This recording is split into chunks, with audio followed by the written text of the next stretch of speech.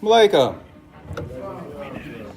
In the name of Allah, the beneficent and merciful, I bear witness that there is no God but Allah, and I bear witness that he appeared among us in the personage of Master Farad Muhammad, the great Mahdi.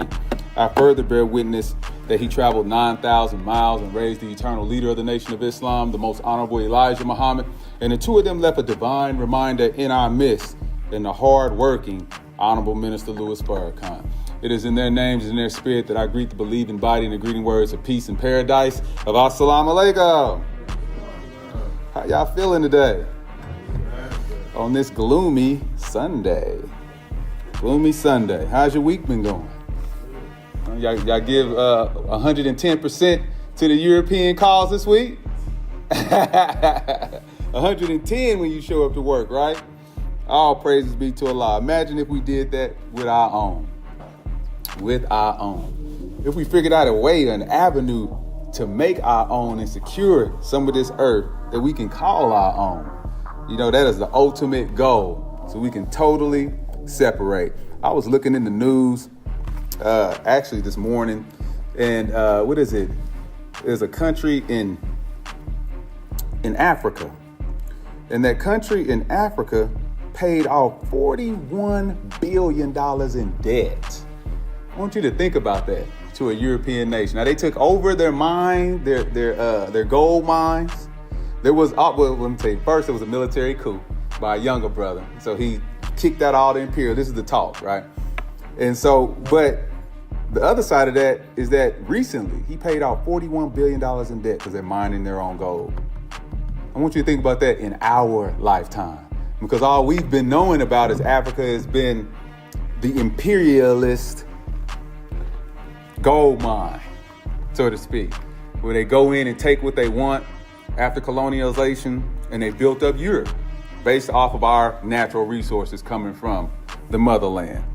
It's called Burkina Faso. Y'all know about Burkina Faso? Y'all know who the leader of Burkina Faso is? Ibrahim is his first name. Touré. Yeah, see? Ibrahim Touré. So he's been talking big stuff, but you know, he's had over like 200 assassination attempts. Of course, they're trying to get him. But what he's doing as far as his campaign looks, I don't know all the ins and outs of it, but to take over the country and pay off the debt is showing that he, at least, because he didn't have to pay him at all. He could have took the attitude that you stole all of this from us and we're not going to pay you at all.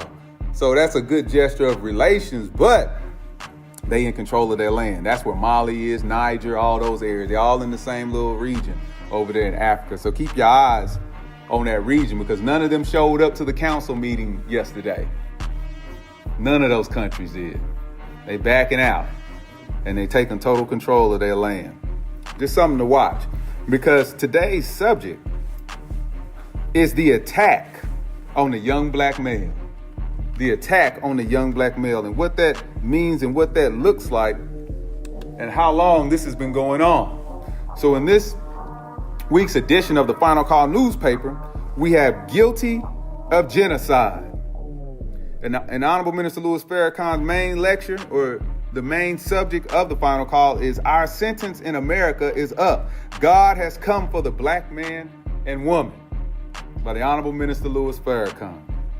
Guilty of genocide, horror of Gaza reveals a recent convention for Palestine. Convention of Palestine.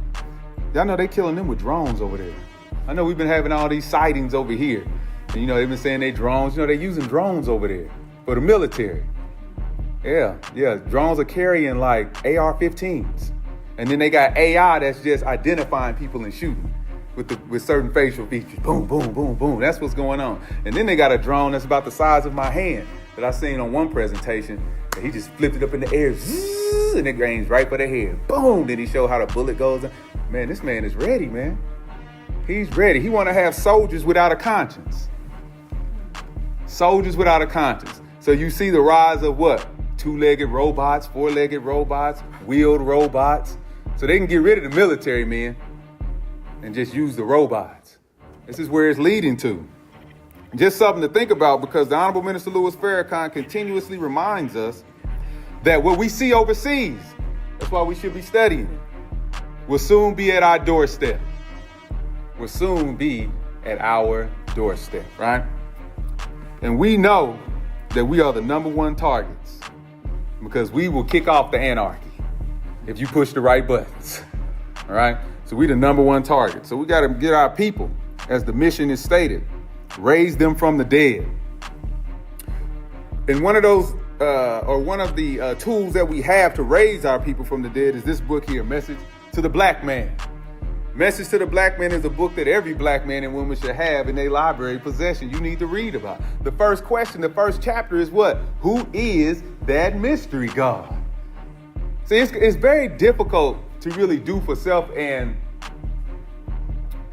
attach to the fundamental practices of religion or spirituality if we don't have a good grasp on what is God. Because our thinking of God comes from the Europeans during slavery. They taught us about God. And they said God was a mystery. And they said that you'll go to your heaven and we'll go to ours. This is how they taught us. We became a certain branch of Christianity based on that slave master. All the way up till today, that we will defend that brand of Christianity with conjuncture. With no true facts. And then when facts come our way, we think we're going to argue our way out of it to win, right? But it's really facts of the day. So God comes to judge with what? With facts, not with conjuncture, not with, this is the way I've always been taught. He's going to come with facts. So he came 9,000 miles in the personage of Master Farad Muhammad. For one, for you to believe that God is a man is a hard thing to grasp. Very hard to grasp. Why is it so hard to grasp? Because we've been taught in the opposite way, that God is a mystery. So I want you to just imagine this. You're a slave, right? The slave master is teaching you that when you come to church on Sunday, he's sitting in there making sure that his preacher is preaching it right? He's teaching you that God is a mystery and he's walking through the Bible, right? But then on the flip side is that as soon as you leave the church, you call him what? Master. So it's confusing the mind. You calling one person master that you seeing, but yet God is some mystery that you will never see and that you yearn for because it helps you get through the pain of the earthly master. You understand? So we just deal with these situations unintelligently. So when God blesses one from among us, like Frederick Douglass, who sees the truth, he just has that DNA to see the truth, right? Then the slave master wants to get rid of him, which is only natural. You can't blame him. Because if I'm going to pull this trick on you for over 400 years, I can't have nobody coming messing up my money. Because we are his money. Point blank. This is just one big business deal, right? So let's look at this, because our subject today is the attack on the young black male. And it started back then, right? Why was the focus on us? Why was if we disobeyed him, he wanted to turn us into a eunuch? Y'all know what a eunuch is, right? Castrate you, for those who don't understand. All right? Take away your testosterone. Make you not feel like a man because he got your genitals in a jar and pickle juice. Vinegar. This is what he did. If you ran away, he cut off your foot. This is what he did to the black man, who is supposed to be the protector of the black woman, right? The provider of the black woman, the leader of the household. He castrated us, all right? This person, Lord McKinley, and I've said this, I've put the slide up many a times, but I want us to go back to it because it has so much in it that's dealing with what we're going to deal with today. He said, I have traveled across the length and breadth of Africa, and I have not seen one person who is a beggar, who is a thief. Such wealth I have seen in this country, such high moral values, people of such caliber that I do not think we would ever conquer this country unless we break the very backbone of this nation, which is her spiritual and cultural heritage, and therefore I propose that we replace her old and ancient education system, her culture, for if the Africans think that all that is foreign in English is good and better or greater than their own, they will lose their self-esteem, their native culture, and they will become what we want them, a truly dominated nation. And you look at today, they put a plan in place and they went to work. Right now we in the reverse of that because God has showed up. We're going to get to that. But look at the vision that they had for us. It was to dominate us. All right. And it's going to start with the man. They're going at the head. They're going at the greatest threat to his society, which is the man. Right? All right. So in Genesis 15, the beginning of this reversal. Now, mind you, this person said this in the parliament in 1835. Master Farad showed up in 1930. All right. So all of this slavery system has been working on us since 1555, according to the Most Honorable Elijah Muhammad, right? And certain documentation even take it back further than that. When you go into the African history, in the Asian history, when they first started coming out of the caves, dominating the darker nations, right? So he said unto Abram, nor of a surety that thy seed shall be a stranger in a land that is not theirs, and shall serve them. Slaves, right? A truly dominated man serves another man. And they shall afflict them for 400 years. And also that nation whom they shall serve, I will judge. And afterwards shall they come out with great substance, and thou shalt go to their fathers in peace, and thou shalt be buried in a good old age. God said he's coming himself. He used the personal pronoun I, showing that he is a man or a being or something that you can see, right? Because if you keep going on in Genesis 18, Abraham meets with God in the plains of Mamre, and he recognizes who God is, and he bows down to the feet of God, right? Showing you that he's some type of being. He's not no spook. You go into the book of Kings when he's speaking to Solomon, talking about David. This is all throughout the book. So the messenger or the eternal leader of the Nation of Islam said that our history is from cover to cover of the Bible. Cover to cover. It's talking about us, right? In symbolism, in different words, because it was diligently retranslated out of its original tongue, which we don't even speak no more. So we can't even compare, contrast, and find the truth unless somebody comes with the keys. Make sense? He's good at what he did and what he's currently doing. He's very good at it. At propaganda. You understand? Warfare, manipulation, mixing truth with falsehood to get his way. He's very good at smiling in the enemy's face and killing him behind his back. Very good at it, right? We learn from the best. Is that right? But God is coming to give us this substance because this is only supposed to happen for so long, because there's a deal between God and the devil. He gets his time, then God gets his time. And then on God's time, it's a wrap, because the devil don't get another chance when God shows up, right? Right. So the Most Honorable Elijah Muhammad said he met with God in 1931. He was trained by God 3.5 years to put us back in our rightful position as men on planet Earth. And not just any men, the original type man. You understand? The original type, where we don't have one distinct feature, but our blood is the same. Okay. So the Honorable Minister Louis Farrakhan, in a book entitled Justifiable Homicide, states, according to the dictionary, the term justifiable homicide means whatever is justifiable is excusable. Whatever is justifiable is excusable. So what is the language that they use when they want to exterminate an entire people in Congress today? What type of language do they use? They say undesirables. They're not going to come out and just say niggas no more. They're not going to write the letter like the imperialists wrote to the most honorable Elijah Muhammad in the 60s in New York and said that the black Muslims is our greatest threat. And so he said, we're going to take off the sheets. And we asked the governor to give us the police uniforms. And you can use us in our businesses and everywhere else so we can teach these niggas a lesson. No, today they call us undesirables, right? And everybody who thinks like us, this is a whole different time now, right? So we have, how can I say? We have an influence on the people, and they have an influence on the people, right? So anybody who's influenced by us, talks like us, walks like us, is an undesirable.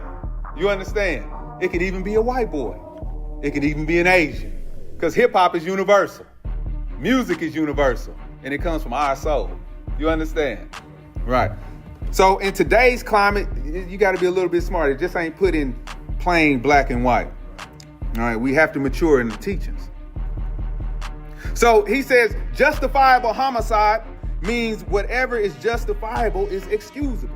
It is excusable because it is justified by the principle of justice. The term homicide means the murder of one human being by another. In the Holy Quran, it says if you murder one Muslim, it's as if you murdered all of humanity. This is in the Holy Quran, right? The Honorable Minister Louis Farrakhan goes on to say, whenever you put these two words together, justifiable homicide, there has to be a body of persons in a deliberative process that determines on the basis of fact that the murder of a human being is excusable by the principle of justice. Since we have been in America, we have been under the domination of a power that during slavery did not have to justify the murder of our fathers. They didn't have any group of people to look at facts. The slave master had the power of life and death on every black person outside of the principle of justice, with no regard for the life of the black male or female that was being put to death. So basically they did whatever they wanted to do, right? They had the people in place, the sheriffs in place, the judges in place that would overlook it. Y'all know the history, right? This is the attack on the black male. Let's keep going. The Honorable Minister Louis Farrakhan says the period of time right after President Abraham Lincoln issued the Emancipation Proclamation was called the Reconstruction Era, wherein black people made tremendous progress. The whole idea in that period from those who benefited from our enslavement was to put our people back into slavery and to drive deeper into our hearts the fear that was in us during our 300 years of chattel slavery. In the 12-year period from 1865 to 1877, who was born in 1877? Master Fard Muhammad, that's right. The enemy could see that if the so-called Negro was set free and given the material to build an independent existence, he could become a serious challenge to white superiority. Now, 1865 to 1877, towns were built, right? We started going to work. They figured out what we was doing and they infiltrated it, right? Same thing happened to all of our organizations when men organized, from Marcus Garvey up to the nation. Once we built it and we showed this great sign of knowledge and wisdom, then the enemy goes to work and he uses us against each other. This is how it always happens, right? So then it slows the progress, and then we say, man, why we can't do it again? Why is it this? Why is it that? Because we are stepping on our own shoulders and not even knowing it.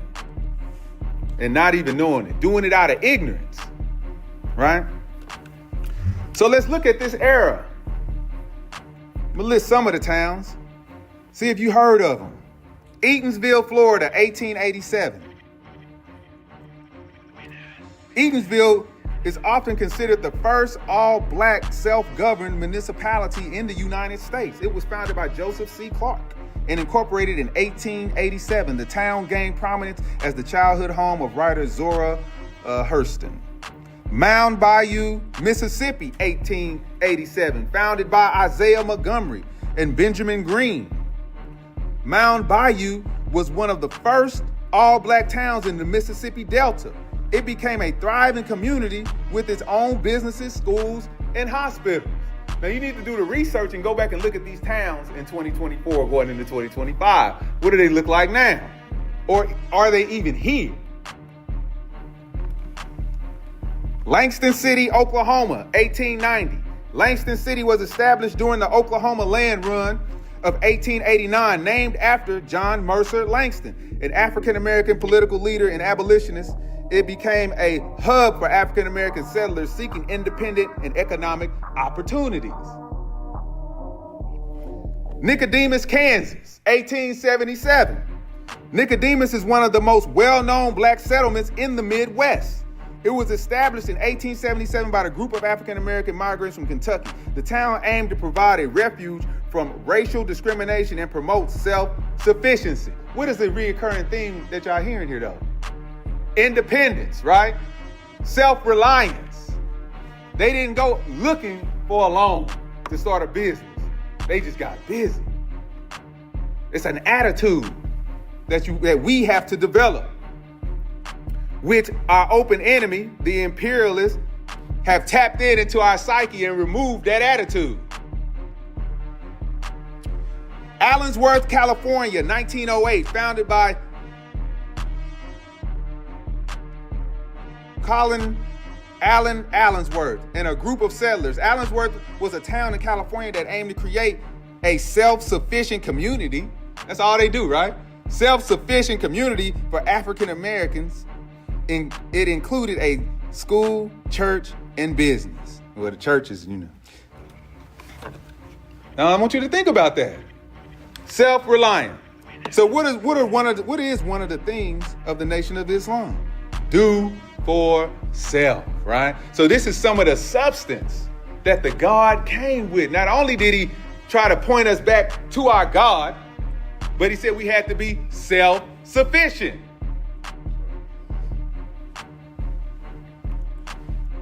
So you look at, I don't know if you can really see them, but this is all the black towns. I just really want to point out Texas, since this is where we are. Look at some of the black towns. Barrett Station, Douglas Community, Deep Ellum, Dallas. Right around the corner.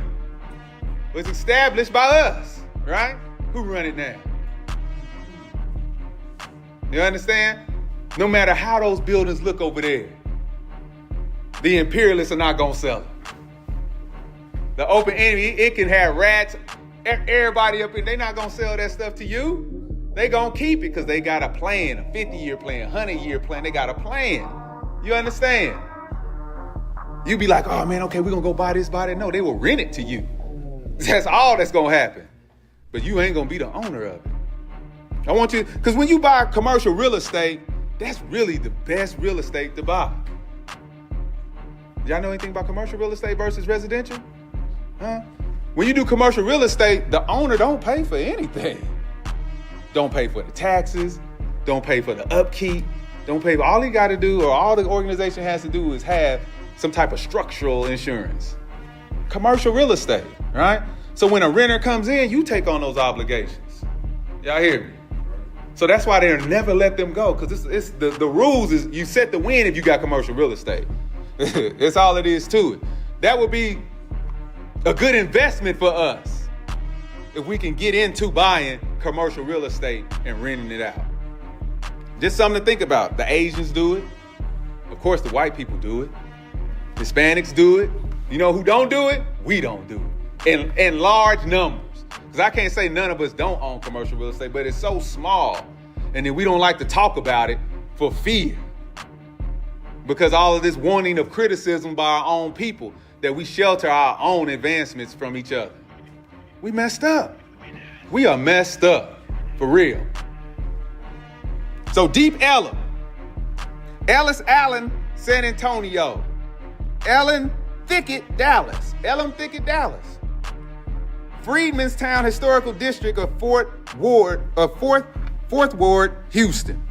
Independence Heights, Houston. Kendleton, Little Egypt, Moore Station, Moiser Valley,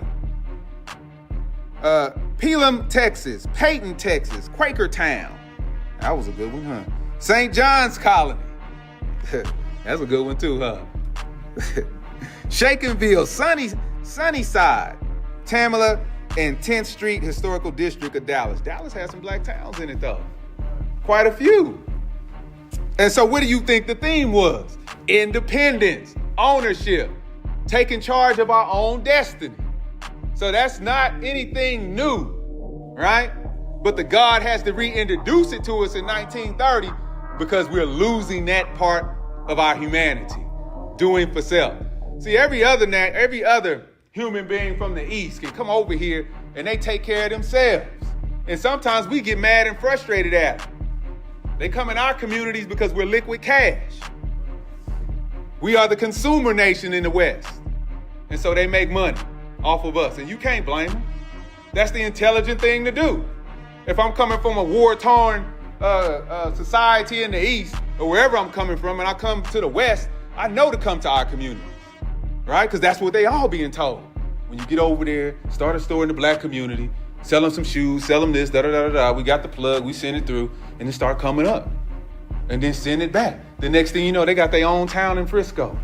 They got their own gated community in Fort Worth. They buying up land, they moving in. You start seeing houses. Come on. This the intelligent thing to do. We got all this education. We got all these doctorate degrees. We got all of these skills, but we have nothing to show for it. But that, a piece of paper from our imperialists. That's it. That's all we got. Just think about it. It's just something to think about because we got to change this type of thinking. So when you see the young man coming up and they don't give a damn about nothing, then you know why. Because the previous generation did nothing. So why should they care about what you care about? Does that make sense? Because in their eyes, you look like a slave. Because you didn't produce anything. You didn't even talk about producing anything. Just something to think about. All right? Y'all all right? All right. All right. The attack on the young black male. The Honorable Minister Louis Farrakhan says, under this so-called emancipation, the freed slave then had to be made to be afraid to make a free step.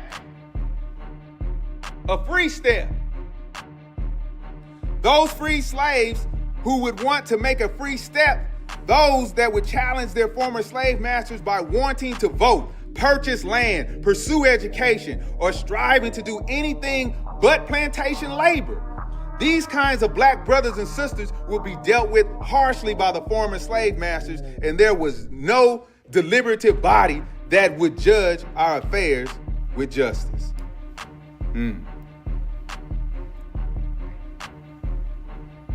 Therefore, every killing of a black man and woman, every lynching of a black man and woman was excusable. No matter what was done by the white man to set up the black man as not, was excusable because anything that was done to us to maintain white supremacy was in fact an unwritten law. The killing of every black human being during the 300 years of chattel slavery and even now 150 years up from slavery at the hands of white people is generally considered excusable. Now, I don't want us to, we're not trying to rally rise, but we got to go into history and look at it. You see what I'm saying? That's the only way that we're going to make the type of adjustment that we have to make in order to survive, as Brother Tony said in the beginning. He said we got to have knowledge in order to survive, right? What's coming down? So now if there's war all in the East and they upsetting every other human being in the East, then you know the West is a target. You understand? And so they want to use the ignorance in their war because you don't know the history. You don't know what's going on. So you're going to stand on the front line in the military. But if you got a conscience, they're like, oh, we got these drones just in case they don't want to act right. You see what I'm saying? This thing is real. So the killing of us, the killing of the Latino, the killing of the Asian, the killing of anybody darker than them is excusable. Just so they can maintain superiority over the dominant people on the planet, which is us, right? So out of ignorance, we'll go over there and kill our kinfolk because we don't know that they're our kinfolk. We don't know our lineage past slavery.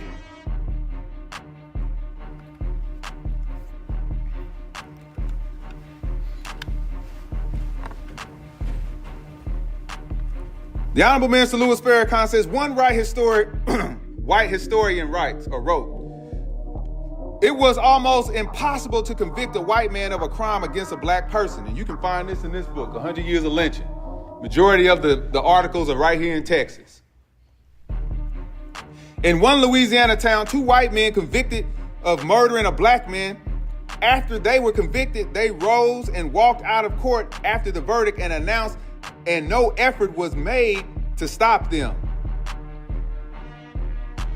In 1890, a white man was convicted for the murder of a black man and was fined $5 for the crime. And the judge let it be known that he would not press for collection. This is how little our lives have meant in this society. White people will pick a dog up on the highway and have the dog sit down at the dinner table, but a black human being will be sent to prison for mistreating dogs, while white people mistreat black people every day and there is no penalty. So how long do you think this is gonna go on like this, right? It can't go on forever like this, especially if we're reading the good book, the Bible, right? It's predicted that it's not gonna go on like this forever, all right? Go read in the book of Revelations about that mystery Babylon and what happened to it. The Most Honorable Elijah Muhammad said that mystery Babylon is America, the United States. Read it for yourself. Google it. Ask ChatGPT what happened to the mystery Babylon in the book of Revelations. Tell it to give it to you in the simple language as if it was talking to a 5th grader or a 4-year-old, so you can clearly understand the interpretation of it. You understand? The computer will let you know this is the information age. There is no reason for us not to know anything. You can just talk to your phone and get the answer. I need a business plan on how to start a real estate investment company, and it'll lay it all out to you. It's really that simple now. So at this stage of development, if you just lazy if you're not doing nothing. I don't even know, I can't even give you an excuse. I tell my babies, I was like, man, how can you make less than an A? For real. Because if the teacher can't explain it, your phone can. You don't even have an excuse. You just lazy and stuck on TikTok. For real. That's what we're dealing with, right? That's what we're dealing with. All right. I got a lot to tell us, so I don't want to keep us too long. Okay. The Honorable Minister Louis Farrakhan said during this Reconstruction period, white America began to engage more frequently in a monstrous form of public homicide called lynching. This ritualized community murder masqueraded as crime fighting. But it was actually a strategy to instill terror in the hearts and minds of the black population. This is why we're so scared. It's been passed down through our DNA.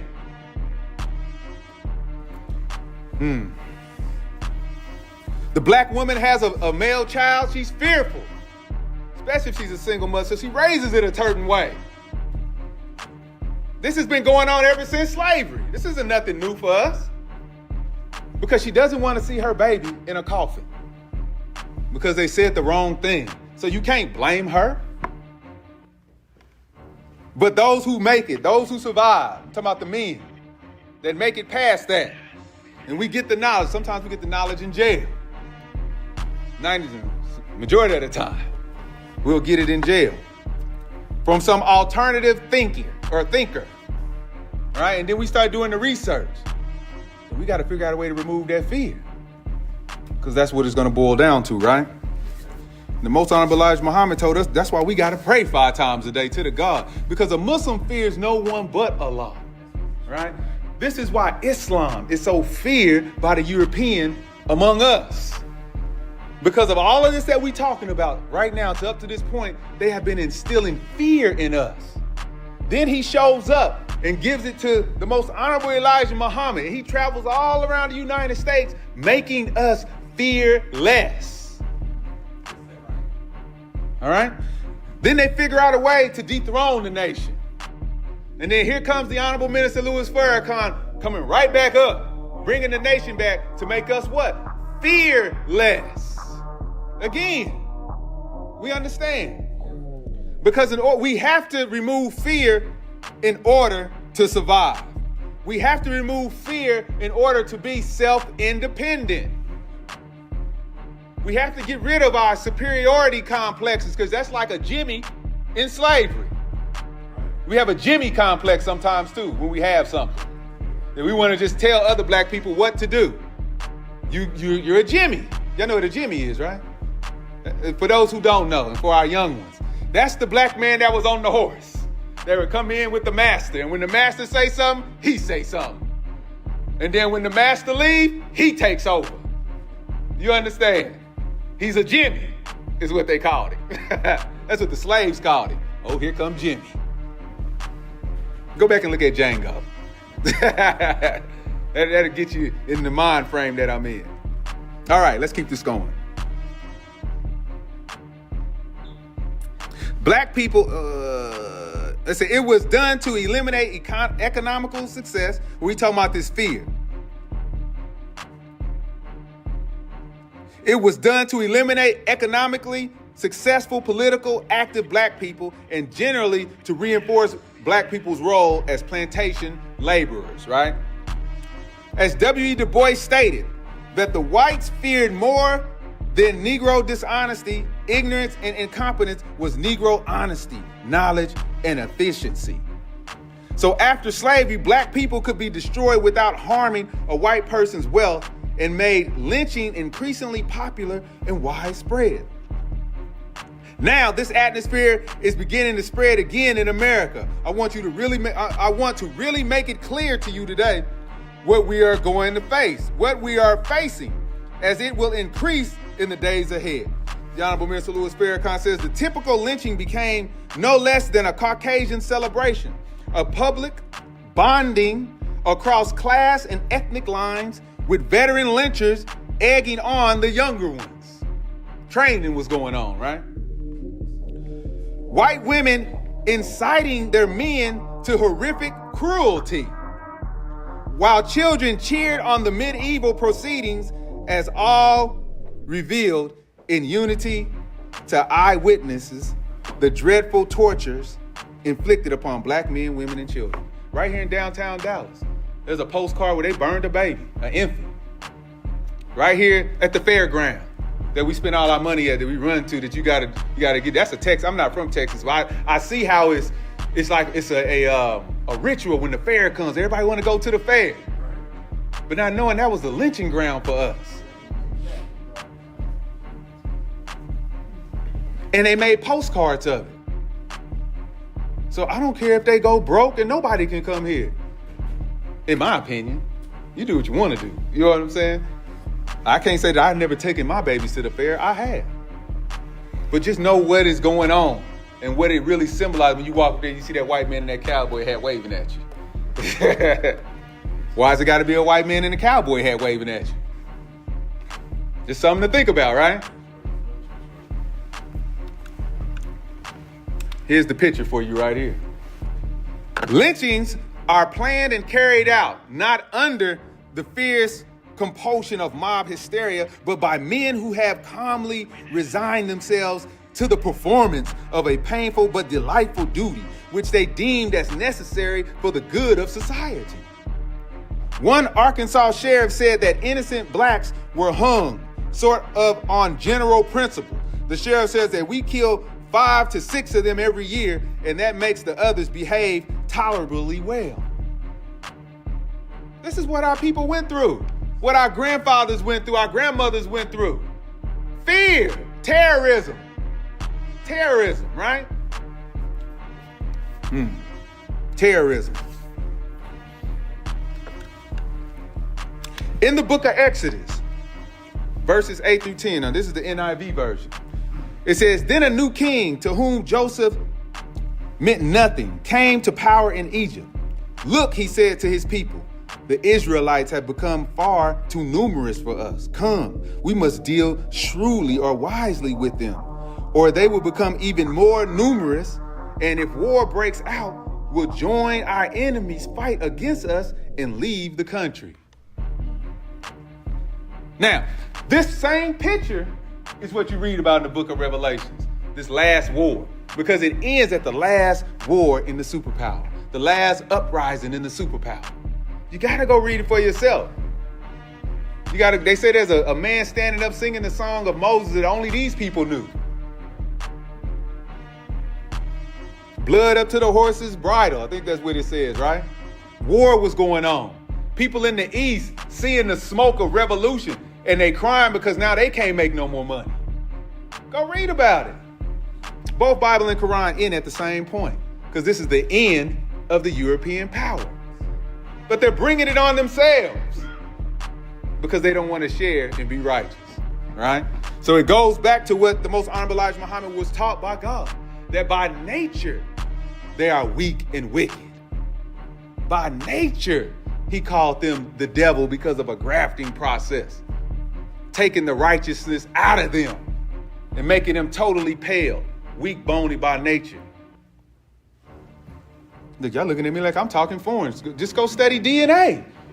I just told you in the information age, there is a difference between Europeans and the original indigenous population on the planet. There is a reason why they'll say that you're brain dead, but they keeping your organs pumping so they can get them.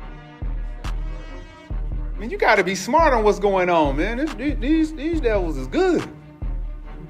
In every facet of endeavor that has to deal with life and death.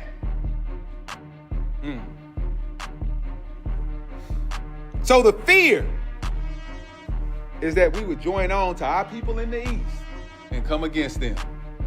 The fear why they want to ban TikTok is because all these young people are looking at what's going on with the Palestinians. And they done learned that a lot of them Palestinians is black as night. So now they want to ban TikTok at the beginning of the year. We're going to see how it goes. It doesn't matter. The internet is free. It'll be something else that you can find it on. Even before TikTok, we was looking at these images overseas. So that's really not going to do anything. It's just going to make those who really want to see it think harder to try to see it, right? But it's already, I should say, the mindset or the plan, and they're looking at war, it's already in their head. They already know what's going on. They already know that the enemy has already been identified. It's not like you got to keep looking at it forever. The humanitarian efforts aren't going in that direction. And that's just Palestine. We ain't even talking about what's going on in Africa. You don't even see them pictures or even hear about it. There's war all over the planet. All over the planet. So they all are coming up against the West where we at. Where we at. It's just something to think about. Something to think about.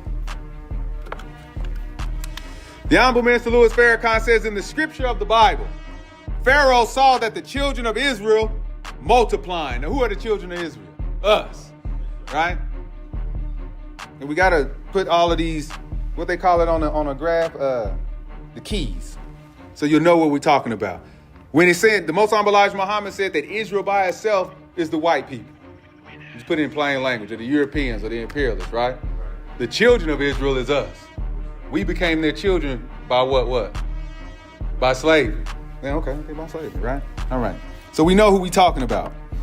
So he said that the children of Israel multiplying, they were having a lot of babies, and Pharaoh said, come, it said, that's an invitation. Let us deal wisely with them, lest they multiply, join on to an enemy of ours and come against us. When Pharaoh said, let us deal wisely with them, he was talking about the children of Israel. When Pharaoh says, let us deal wisely, he is not calling foolish people.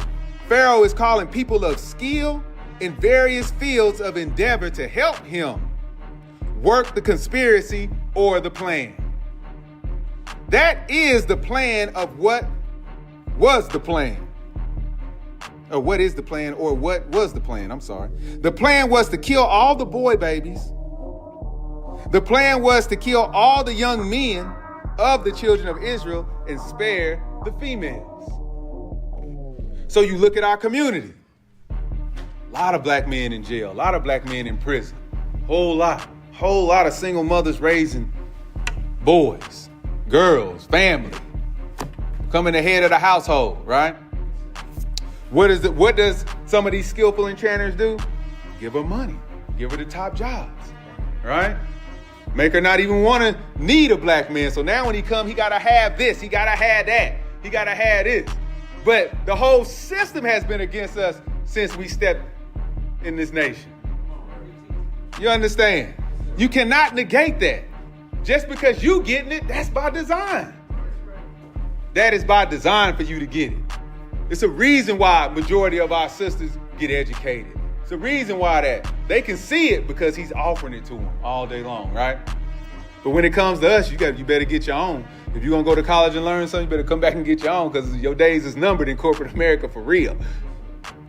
For real. They'll give it to you for a little bit. But that sister that's coming behind you, they're going to get rid of you for her. That's just how it is. That's just how it is, right?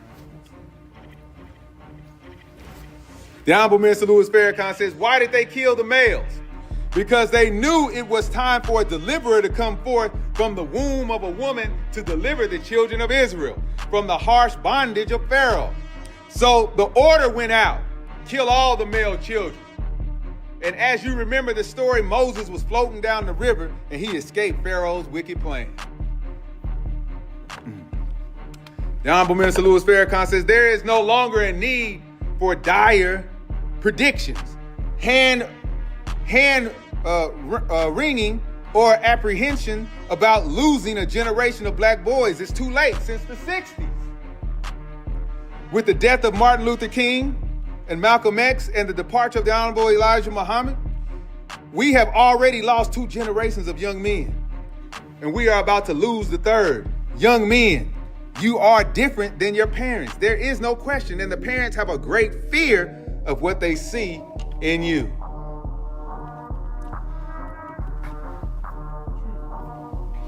So think about that when you see a ghetto or a hood come together for prayer and they all bow down in the projects. Y'all know what I'm talking about, right? Those who keep up with the news, right? That brings on a great fear. A great fear. And the one who advocated that is in jail right now. Lil Durk. That's right. Now, he may have did something stupid. I don't know the facts behind it. You know what I'm saying? But look at what he did before he went. You understand? So even by doing that, he put a bigger target on his back. Because now he's making, not only they already fearless, but now he's channeling that energy and making them put it towards Allah. And now they reading the Quran. It's already started. So just by taking him off the street, that ain't going to stop it. It's already going. Because there was at least 200 of them out there for prayer time. That's a different feeling, brothers and sisters, when you join a congressional prayer like that. And and all of those individuals are really trying to change their lives. They're not doing it for no show. They really trying to save their lives and want to see something different. They know that life can't be like this. Because if it don't change, they know them drones is coming into the hood. That they do know. But they ain't afraid of it like we are. Y'all all right? All right. According to the Scott Foundation, according to the statistics in 2006, they report by the Scott Foundation for Public Education, most young black men in the United States don't graduate from high school. They call them functionally illiterate. They can function in a society, they can carry on a good conversation, but they illiterate. So it's hard for them to get a job. It's hard for them to even create a job.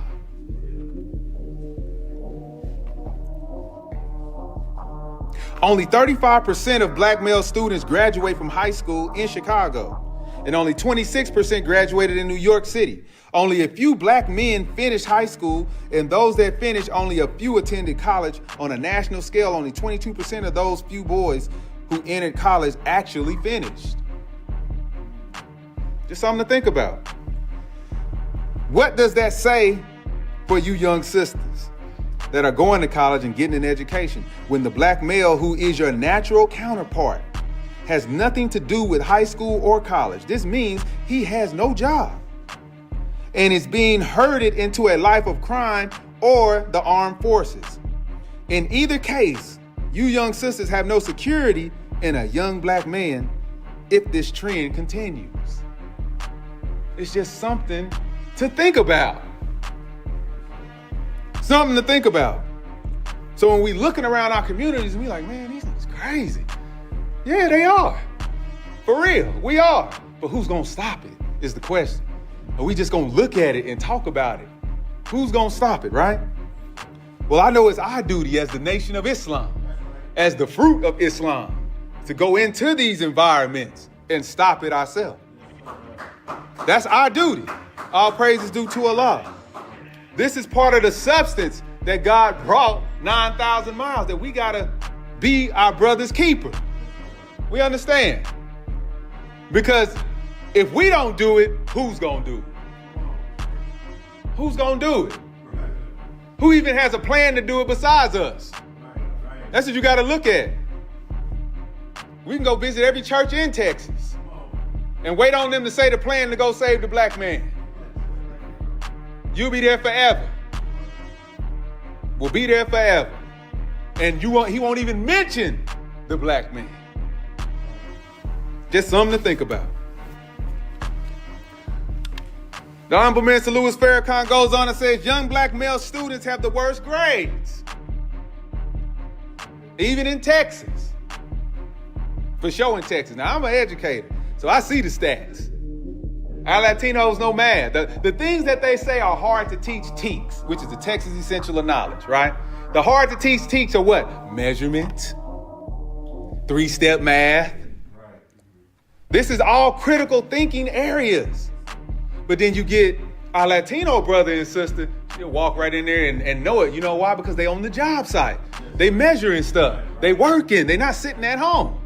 You understand? So it makes that part of the education process easier for them. We can't do 3-step problems, which means we can't think past the first step. We in bad shape. We in bad shape. All right? The young black male students have the worst grades, the lowest test scores, and the highest dropout rates of all students in the country. When these young black men don't succeed in school, they are much more likely to succeed in the nation's criminal justice system and are more likely to end up in the penitentiary. That's a fact. That's what's going on. So again, when you see somebody like Little Dirk, get these young men, about 200 of them, to lock toe to toe, hand over, right over left, and surrender to a God and bow down, then you know something is going on in our community. Because that image went worldwide, it went nationwide. So now what they curious about? Islam. Right? Which Islam is the fastest growing religion in the black community. In the black community. Whether they learn about it in jail, whether they learn about it through a rapper, whether they learn about it through a third party that they just believe and trust in. Because all of us who were single, who grew up with a single mom, we had another grown man that we can talk to and counsel with. You may not know about who your son is talking to, but he's talking to somebody. It could be a coach. It's just somebody that he respects, that will guide him in the right direction. All right? So don't be fearful. God always provides a way. The Honorable Minister Louis Farrakhan said it was discovered recently that even when a young black male graduates from U.S. college, there is a good chance that he is from Africa or the Caribbean or Europe. What's that say about us? But not from the United States. This is not an accident. I want you to see that these young black men are not involved in shooting and drugging and killing as an accident. This has been socially engineered. They setting us up. Black men in prison in America have become as American as apple pie. There are more young black men in prison and jails in the United States, about 1.1 million, than there are black men incarcerated in the rest of the world. Let me give you an idea of population so you can see how drastic these figures are. There are approximately 40 million black people in America. Do you know that people of color around the earth outnumber white people 11-1? 4,400,000,000 outside of America. And there are more young black people in America in jail than all black people all around the world combined. What are they afraid of? This criminalization process starts in elementary school. With black male children as young as 6 to 7 years old being arrested in staggering numbers, according to a 2005 report called Education on Lockdown. So what are they doing to our communities? They turning us into the new Hezbollah. They turning us into the new Palestinian Liberation Army. That's what they turning us into. So it can be a justifiable homicide. That's why this is so important. My brother in the back is leading the campaign into the justice system. We need to find out what he's doing, because it's dealing with black men. The Honorable Minister Louis Farrakhan says the rest of the world is watching and following the lead of America. Other countries, including England, Canada, Jamaica, Brazil, and South Africa, are adopting American social policies that encourage the incarceration and destruction of young black men. This is leading to a worldwide catastrophe. But still, there is no adequate response from the American community. Nobody cares, because everybody is afraid of us. Nobody cares. So there is no outroar. There is no huge campaign. They don't even talk about it when running for president. But it's a problem. And the statistics are all out there. Y'all all right? Okay. Let's keep it moving. What is worst of all is the passivity and neglect and the disengagement of the black community concerning the future of our black children. We do little while the future lives of black boys are being destroyed in record numbers. And guess what? The schools that black boys attend prepare them with skills that are short-term, unusable skills that will make them obsolete before they even graduate. So this is an emergency in our community. This should be the number one thing talked about in our community, is what is our future? How are we going to secure our future? Are we going to take on the responsibility to do it ourselves? Or are we going to continue to try to make a devil righteous? Because that's what we do. We want to change their minds because that's what we think is easier and it won't upset Massa. So we want to change Massa's mind, and maybe he'll have a good heart and start doing good by us. How long are we going to wait? Some of us are 4th, 5th generations up from slavery. They ain't even thought about changing our trajectory. Matter of fact, they trying to increase it for fear of who we are, right? So the Honorable Minister Louis Farrakhan has said in numerous lectures that they know who we are, but we don't know who we are. So the knowledge of self is paramount. The knowledge of self is obligatory. We have to know who we really are, because the enemy knows who we are, and all of this what we talking about has been taking place, and they've been herding us in prison, and all we doing is complaining. We don't know who we are, but everybody else knows who we are, and everybody else in Scripture, Buddhist, Mithra, all of these different gods and books all around the planet, they are waiting for a people in the West. They are waiting for a people in the West to resurrect. She'll be all right. Don't worry about that. She'll be all right. Y'all understand? We are the key to all of this. It looks like she caught the Holy Ghost, bro, Tony.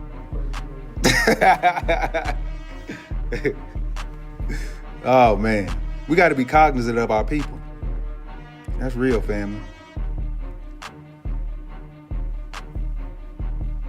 So if the skills that we are given are obsolete before we even graduate, then we ain't got nothing else to do but play football. That's the only skill we got that's not obsolete when we graduate. Unless you want to be a dentist, unless you want to be a doctor, unless you want to be a surgeon, unless you want to be a businessman, unless you want to be an insurance agent, unless you want to be an HVAC tech. There's all kind of fields that we can get into, but we're not being pushed that way. You know, we want to be psychiatrists. We want to go to school for psychology because we think that's an easy major. We want to go be PE teachers. This is what black males on the football team choose. Sometimes.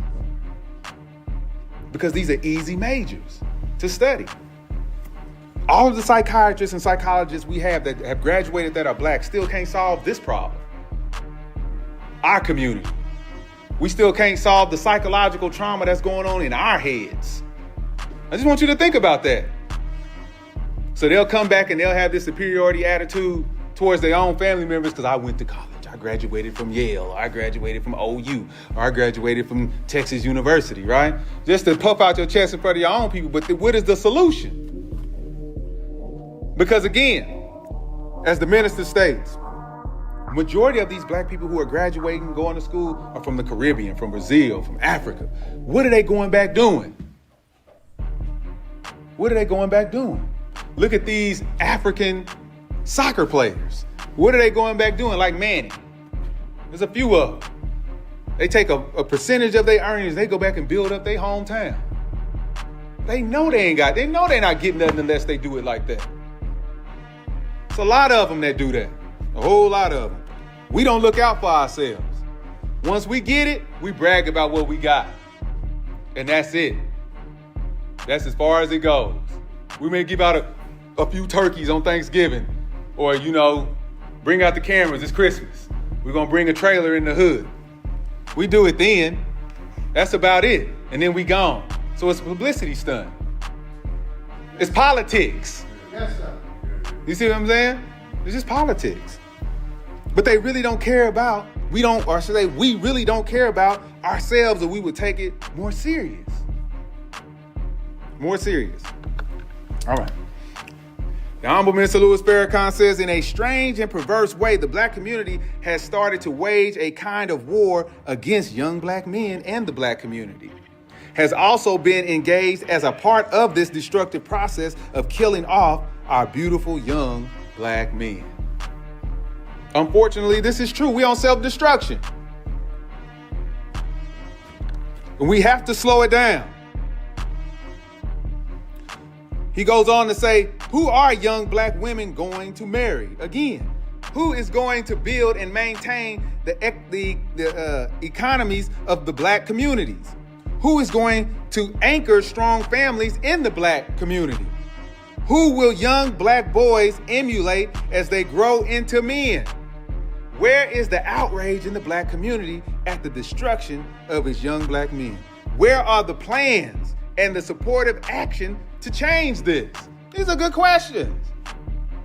These are good questions. We have a lot of organizations. We got prison reform organizations. We have doulas. We have, what's another one that we get into, Brother Lawrence? It's another one that we see. Shelters. We have shelters. Talk about things that's helping to rock bottom. Employment, aspirations. But we don't have a lot of black businesses that we can send them to. Right? That's a problem within itself. So who are the young black men going to emulate?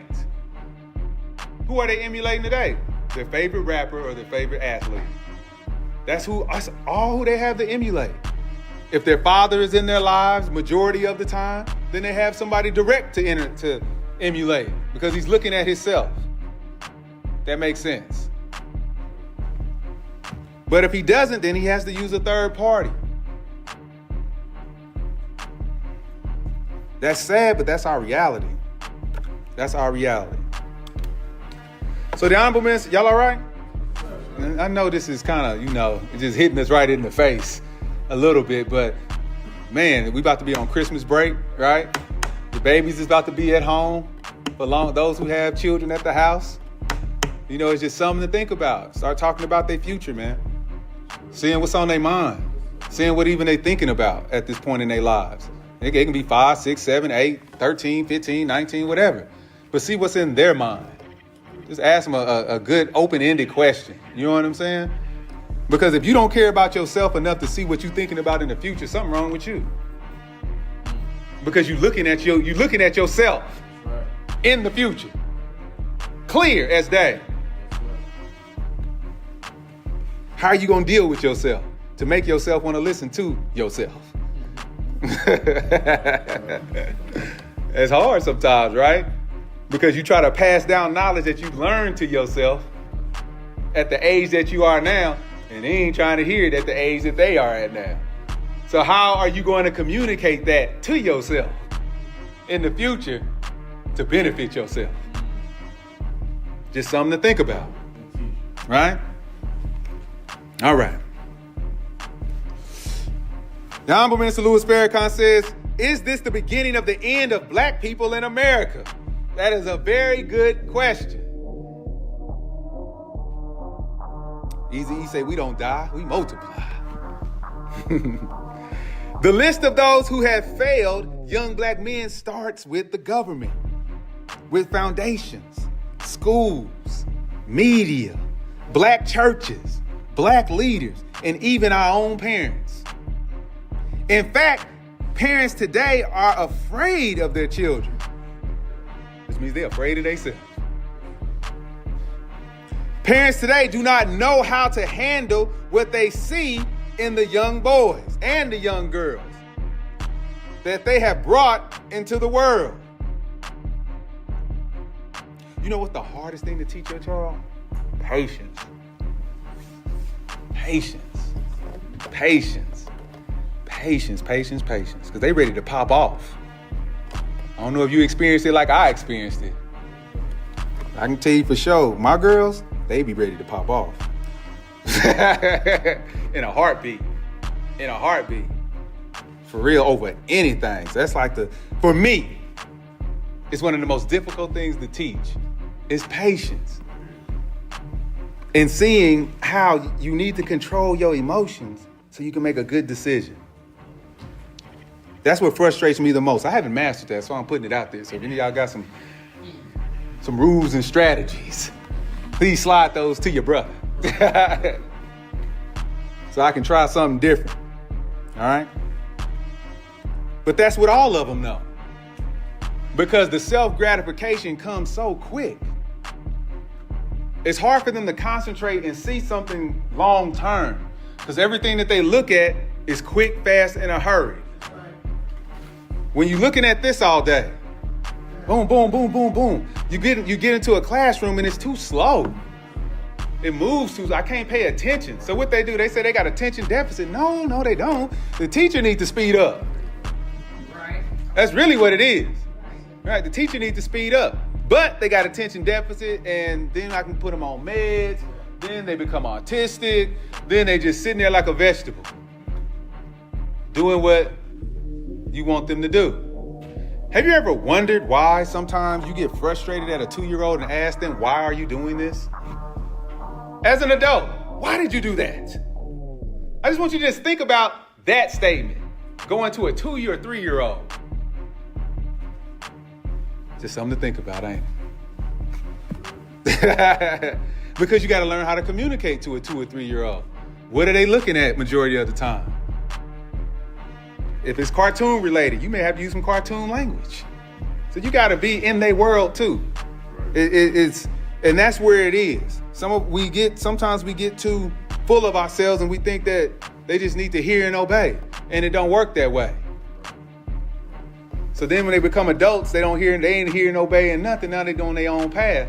And you frustrated left with because you never learned how to communicate to yourself in the future. So now a gap has been created.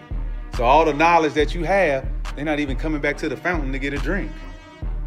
Because you broke the communication with your future self. All right. Y'all know about this book? The Conspiracy to Destroy Black Boys? He's good. He's real good. This is when I first got into education, this is one of the first books that I picked up on. The Honorable Minister Louis Farrakhan says this is a conspiracy that blows the minds of sane people. Sane people can't believe that a government would conspire and put in this much money to make sure that a population, a subpopulation of its own United States population, they are directly affecting to make sure that they don't come up. Ain't that something? They put all these resources in the hands of individuals who really don't care about their own community. They even shape education in the medical field and teach them in a way that'll make you think that the African American woman is the highest number of breast cancer in America. Okay? She has the highest number of this. She has the highest number of that. How did this happen? I'm just throwing that out there. Do you ever think of how it happens? How did it get that way? Because great grandma didn't have breast cancer. She didn't do this. She didn't do that. You understand what I'm saying? We got to think. And so then all of these trials, as they call them, get into the medical school. And doctors come out looking like us, thinking this way, and misdiagnosing and mistreating us out of ignorance because you've been taught by your enemy. This is how deep it goes, right? You hear everybody say it's the food. It is the food. It's this simple. You say, who's the original man? The original man is the Asiatic black man, the maker, the owner, the cream of the planet Earth, the God of the universe, right? Y'all like mangoes. Y'all like bananas. Y'all like papayas, right? You like watermelon, grapefruit, right? You like cabbages, broccoli, right? You even like it when it's fresh. That's when it's better when it's fresh, right? Because you are of the original type. And the earth has already provided food for us, right? Now, some of you ain't never seen a mango tree. You can go to Mexico. They got mango trees. They got papaya trees. Good for the digestive system, right? Now you got a processed man that's running the earth. He came on the planet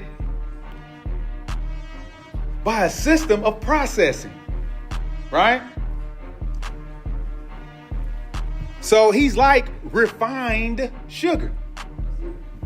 You get a taste of him and you become addicted. But it's not the real sugar cane. It's refined and it's been turned white. Like flour has been enriched and turned white, right? So all around our communities, you have what? Processed food. That's being fed to an original people. And then you wonder why we don't live that long. You may even go to Boston Market and think you're getting fresh red potatoes. I don't mean to name some of our stuff because we try to beat the enemy, but he there too. You know, he just know that we like the taste. We ain't really too involved in the nutritious part of it. It's the taste, right? So we start leading in all these different elements, heart attacks, right? Diabetes, breast cancer, tooth decay, cavities, always going to the dentist because we own that refined sugar, right? Becomes addictive. The rest of the world can't even fathom that this man's system is doing this to us. So when we uprise, we look crazy, right? So whatever they do, it becomes justifiable. Y'all see how they done set us up? They set us up in a way historically that we can't even complain. Or we'll look a certain way to the ruling class. You understand? Yes, sir. That's how it's set up. How do we combat this? The most honorable Elijah Muhammad said we got to do something for ourselves. Yes, We got to build something for ourselves. We got to start farming ourselves. We got to build our own schools ourselves, just like all those towns that we mentioned. They had that attitude. We got to take on that attitude. I don't know what it takes to just inject black people with that attitude. It's something difficult because we've been trained by the circus clown for so long. So when the circus clown is ruling the circus, that's all we know. Right? Wow. So as the minister says, this is a conspiracy that blows the mind of sane people. That this place that says that they are the home of the free, the home of the brave, that everybody within our borders are equal up under the justice of the flag, have a conspiracy against black people in America, Asian people in America, Latino people in America. He says it is unthinkable that somebody would plan to kill an entire people. What did I say that they called us on the documents? Undesirables. Undesirables. They're not just going to come straight out and just tell you. They've gotten smarter.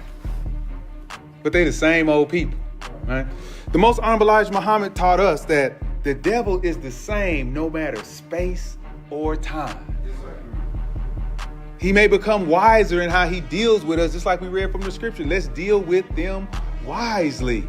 Right? Because as they have gotten smarter, we have to get smarter. It just only makes sense if you want to continuously dominate this population, which is us, right?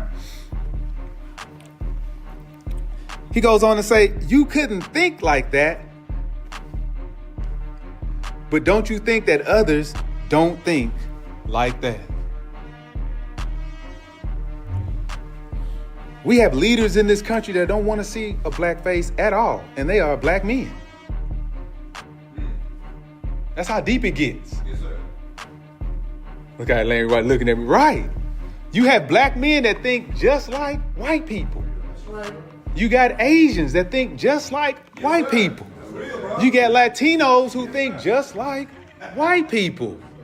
So he has duplicated himself, right? He's duplicated his mind in the original population. And all of them think bad about who? Us in the ghetto, us in South Dallas, us in Stop 6, wherever the ghetto is, South Side Oklahoma City, the wards in Houston, wherever, the South Side of every state is us. And they all think the same about us based on how this country started out. The root of this country. That's the root of it all. So this is something to think about.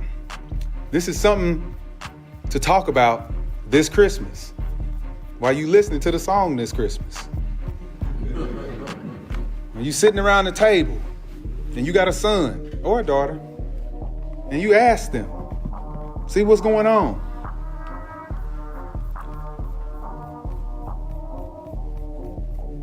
You should probably research the suspension rate of the school they go to. It's public knowledge. Just don't look at it. Go to TEA.org. Find a whole lot of stuff if you're looking for it. You should probably look at it.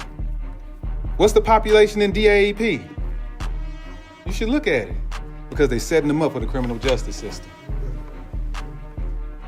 It starts when they go to the cafeteria.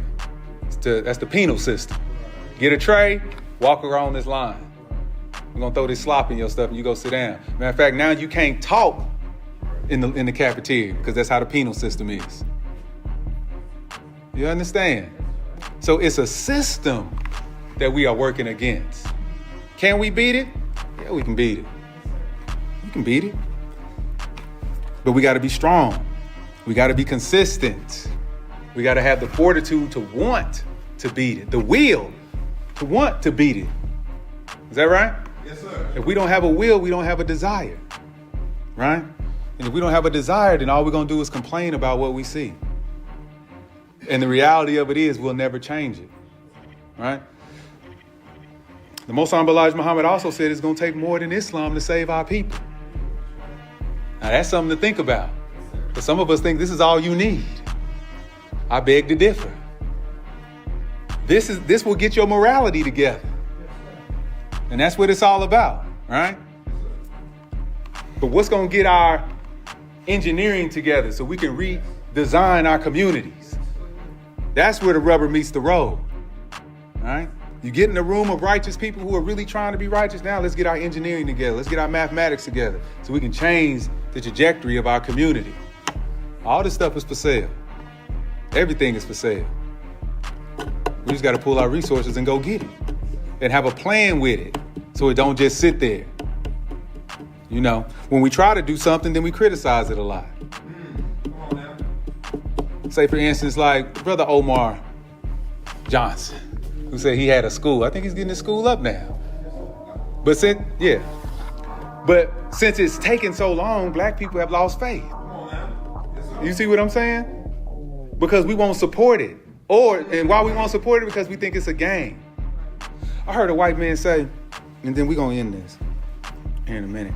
He said, I would rather lose my money investing than give it away every day.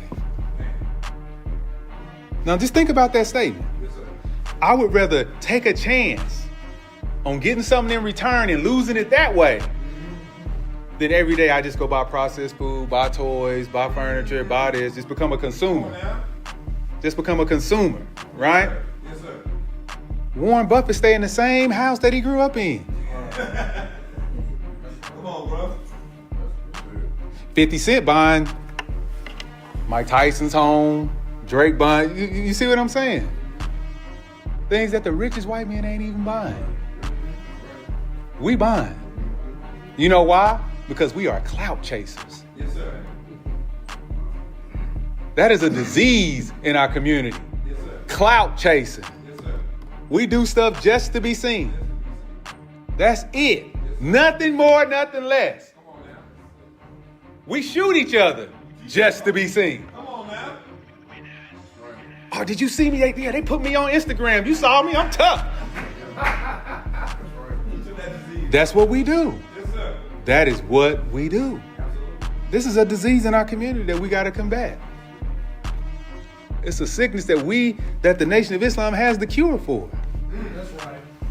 That's what that the Honorable Minister Louis Farrakhan has re-diagnosed Yes, sir. and redistributed the prescription Yes, sir.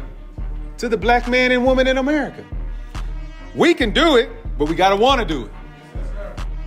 And we got to see that this life don't last that long. For real. How many sunrises have you seen? It seems like they go up and down the older you get. They just go up and down, up and down. I'll be like, man, I'm in bed already? I'm waking up already? It just goes by fast, man. It just goes by fast. So we got to do something that's meaningful while we're here. It would only make sense, right? It don't take a lot of us to do. We ain't got to have the whole black community behind us. We just got to have a small, concentrated group that's about that life. And we can make it happen. For real. We can make anything happen. Anything that grows big starts large. Starts small. Starts small. Everything in the universe starts small and then grows big. So we can't be an exception to the rule and say we got to get everybody before we get started. You know, I can't come to the nation until I clean all the way up. You know what I'm saying? It don't work that way. Start small. Because hanging around us will stop you from smoking if you're trying to stop smoking. Hanging around us will stop you from drinking if you're trying to stop drinking. Fornicating, going to the club, whatever you think, whatever you're doing that's detrimental to your life. A lot of it is environment. It's hard to stop smoking if every 5 minutes you back over there with them rolling one. It don't make sense. And you just say, man, I gotta quit. Until one day you be like, oh, what is that? What is that? Don't let fear make you stop, just stop. So I pray that we learned something today, inshallah, that I lifted something from the Honorable Minister Louis Farrakhan on the subject of the destruction of our black men and our black boys, our black males, because it's directly tied to our sisters. You can't get away from it. We directly linked. directly linked. But they know to come at us. Leave her defenseless. Leave her defenseless, right? Now when stuff happens, she's the one on the front line. She taking on the male attitude now. Say, I'm the daddy. And she's only doing it by circumstance, not because she wants to do it. She's only doing it by circumstance. You understand? We went through slavery with this woman. We need to go through everything else with her until we get right. That's just really what it is. You got to go through the storm. Any of us that's been married for 20, 30, 40 years, you got to go through the storm. I know some of y'all been 5. Some of y'all been 6, 7, 10. Some of the storms don't hit till you get to 10 or 15. And then it hits. All that stuff that y'all been complaining about each other, now I'm fed up with it. So you know what? I don't even want you no more. So you done wasted all this time developing each other, now you fed up with it?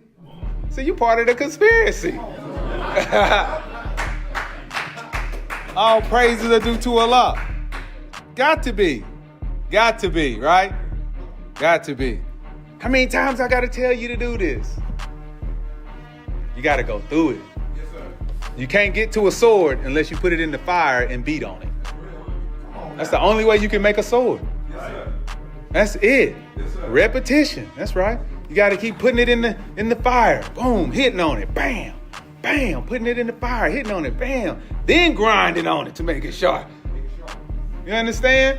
That's the same way with our marriages. That's the same way with our relationships with each other. That's the same way with our brotherhood and sisterhood. You understand? So that's the only way that we're going to survive this conspiracy against the black male with us. You understand? Because you don't want us to think that don't nobody love us, then we do all kind of crazy stuff. Because that's where it starts at. Love. We feel no love. And we feel the world is always against us.